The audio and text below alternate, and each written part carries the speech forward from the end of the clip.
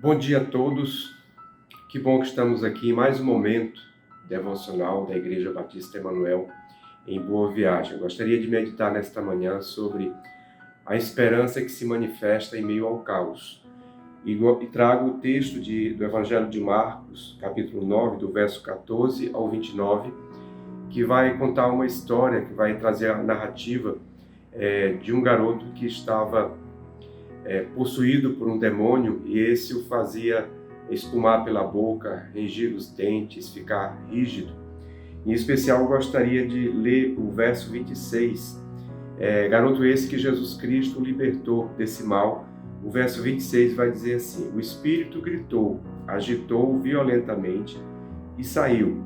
O menino ficou como morto, ao ponto de muitos dizerem: ele morreu. Mas Jesus tomou-o pela mão e o levantou, e ele ficou em pé.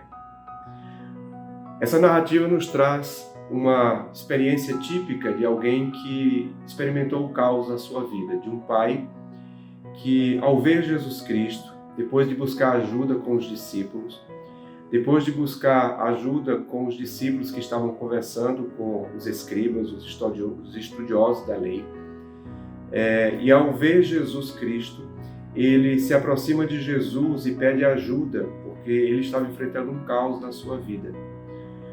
Muitas vezes nós enfrentamos caos na nossa experiência humana, na nossa sociedade. Muitas vezes o caos ele se instala dentro de nós, através da desesperança, através do medo, ou do sentimento de impotência, diante de uma dificuldade em que o nosso interior, o nosso ser, ele se vê agitado diante de uma situação como aquele jovem estava passando, a partir da possessão que ele estava sofrendo em sua vida, de modo que ele não podia viver a sua própria identidade, a sua própria liberdade, e ele então era dominado por aquele espírito mau. E assim ele convulsionava, assim ele espumava, assim ele rangia os dentes, ele se mostrava de forma rígida. Muitas vezes o caos ele acontece por causa de situações externas. Aquele homem, o pai, ele estava sofrendo porque faltava saúde ao seu filho. E assim é que nós vamos vivendo, cada um com os seus desafios, cada um com as suas lutas.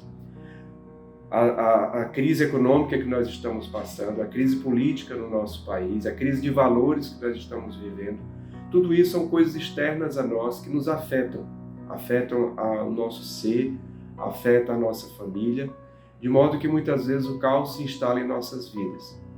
E de diversas formas procuramos soluções, e muitas vezes as soluções humanas, elas se esgotam, as soluções humanas encontram finitude, fim, e com isso nós não conseguimos encontrar aquilo que nós necessitamos para a cura, aquilo que nós necessitamos para desinstalar dentro de nós a desesperança, o caos, ou para poder ajudar aqueles que estão ao nosso redor. E aquele pai então buscou ajuda em Jesus. Os versos anteriores vão nos falar de que Jesus Cristo perguntou àquele homem há quanto tempo que aquele menino estava com aquela situação de importunação, e aquele pai disse que desde criança, então fazia já algum tempo que ele sofria. O verso 25 vai dizer assim, do Evangelho de Marcos, capítulo 9. Quando Jesus viu que uma multidão estava se ajuntando, repreendeu o espírito imundo, dizendo: espírito mudo e surdo, eu ordeno que o deixe e nunca mais entre nele. O texto vai nos falar que Jesus Cristo teve a capacidade de resolver uma situação que os discípulos não conseguiram. Os discípulos, com a sua visão ainda pequena, ainda com a percepção limitada do poder de Deus que se revelava através de Jesus Cristo. Os discípulos questionaram depois que aquele espírito, aquele demônio saiu daquele menino, por que eles não conseguiram? Jesus disse que aquela caixa só poderia sair com oração e jejum. Portanto, lhes faltava um recurso divino que lhes possibilitasse então tirar aquela criança, aquele jovem daquela situação.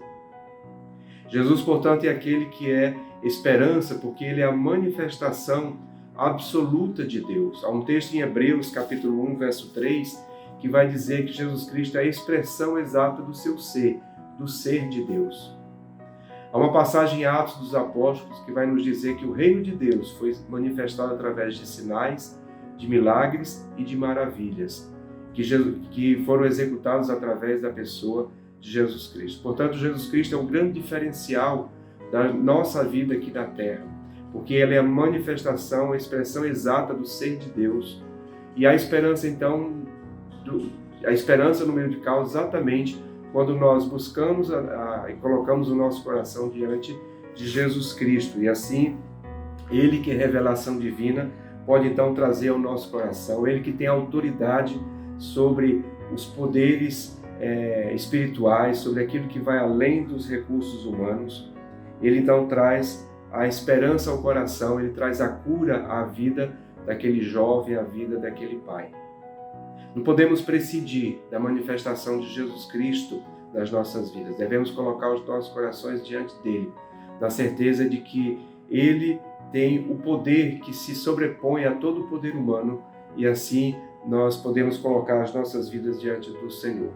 Há desesperança, há um certo receio no tempo que nós vivemos em função das questões políticas, das questões econômicas, das questões de saúde emocional, da ansiedade que toma conta do coração das pessoas, do surto de depressão que tem acontecido.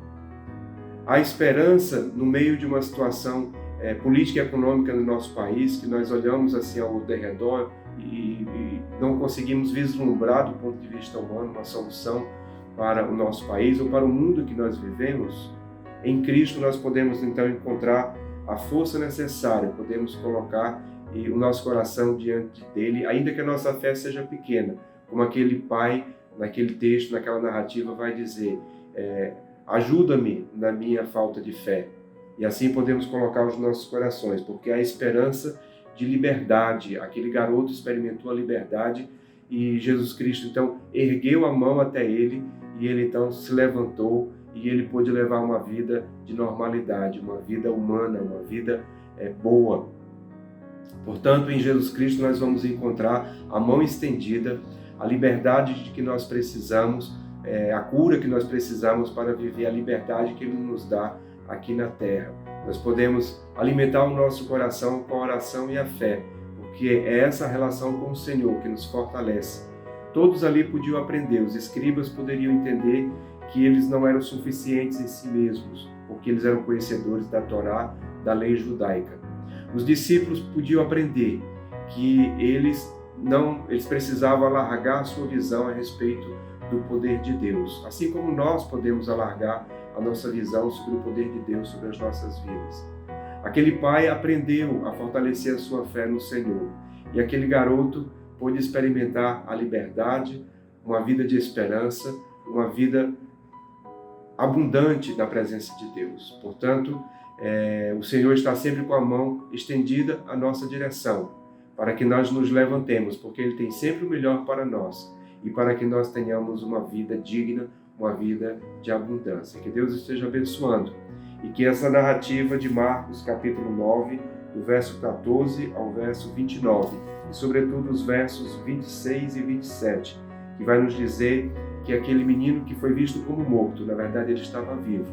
E você não precisa se colocar como morto, mas você pode se colocar como alguém vivo diante de Deus, diante de um Deus vivo, que ergue a mão para você e você o levanta e você pode caminhar pela vida com a alegria que Deus tem para cada um de nós. Que Deus abençoe nesta manhã grandemente e que o Espírito Santo de Deus fortaleça o seu coração e ajude a todos nós, nesse período que nós estamos passando, nesse tempo, a vencer toda e qualquer dificuldade.